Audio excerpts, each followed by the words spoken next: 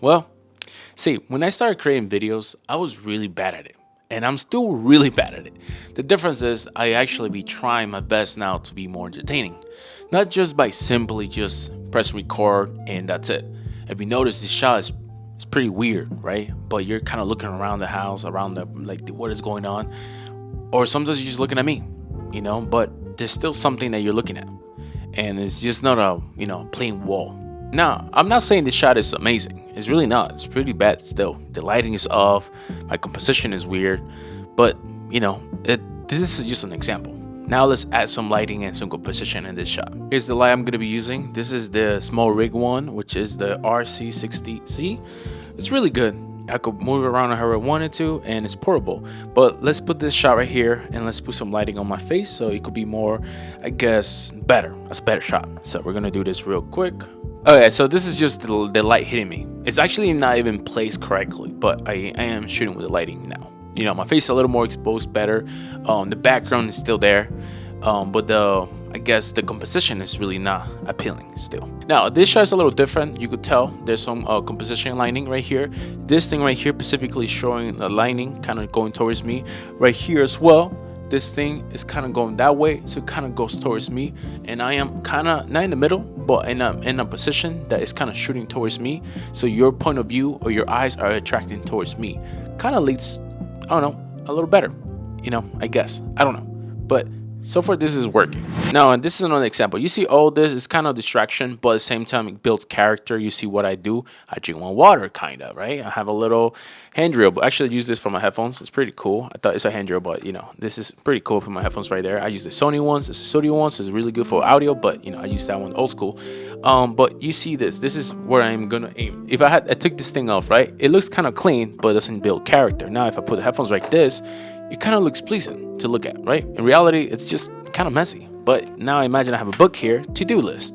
This is my book. I want you guys to know I'm building a story around it, that I'm gonna do something. If I write a book down here and I go open it and I write, today I'm gonna film. This is kind of far away. You can't really see what I'm writing. But now imagine I grabbed this and kind of got close to it, to a zoom in or micro shot, or a zoom in shot, right? A close-up shot, you want to call it. Now we're gonna kind of just put it and we're gonna really focus on what we're trying to aim for you guys to get the message. So I'm just gonna get close to it, and this is gonna be a close-up shot. So now let's redo this again. Let's use the other shot I used, and then we use this shot right here. I'm gonna write, I'm gonna film. It's really ugly, but you know what I'm trying to say. Now if we put them together, this is gonna look.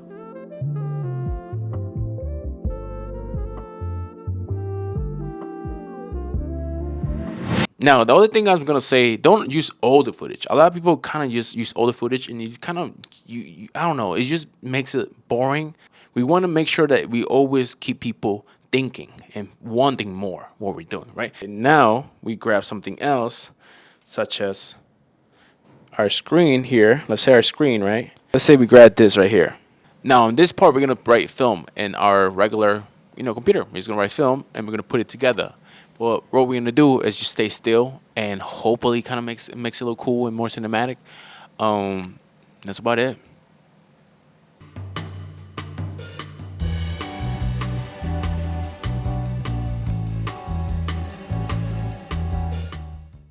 Now this shot is really weird, and I'm gonna see what I could do with here. But what I'm trying to show you guys is this is more different ways that you can film yourself, or different things you could do, and you gotta be really artistic into your film or into your videos. What you're trying to do. I know if you're doing a corporate, let's say corporate job video, it's a little different, more professional. But if you're doing this out of like hobby, and you're trying to do something that you enjoy, if you want to be creative as well, just try something different, try something new. And sometimes this allows you to kind of be less boring. Imagine you just sit on the wall and tell everybody how you're feeling and that and this and that. It's kind of boring. But imagine you add different things into your video and things that you're feeling and showcasing things. Kind of gives you a little chance to get other people to see what you're feeling, or to understand or trying to just listen to you overall. See, I know I make really trash videos, to be honest, but some people do enjoy it. Some people enjoy that. Some people not because they're saying they trash videos, but they just enjoy watching the video that you created or the creation you created. And as for much as you don't think it's good, some other thing people might think it's good. That's why we all have different opinions and different likings. So just give it a shot. Don't be scared if your shot looks a little weird or you feel like it's not good enough because it might not be, but it might be. Nothing is good, nothing is bad. You're never wrong or right in anything you do in content creation. To be honest, I realized over time, I shouldn't be like, oh my god, this is really bad. I don't want to post it because that's who I am. If I don't like it, I'm not gonna post it. But to be honest, if you kind of just go with the flow, sometimes you get in this momentum that you like, oh, I want to film, and your films or your shots or even your video, becomes less boring because you're so excited and you're trying your hardest to be creative, and some of us we appreciate that. But yeah, just try to just go ahead and film no matter what you do. Things that could help you a lot definitely is lighting. Like the lighting right here in front of me, look at this, it's shooting at me, it's letting me to be more exposed. And the lighting, it's kind of helps the visuals, so it's less, not boring, but it just makes it feel more appealing.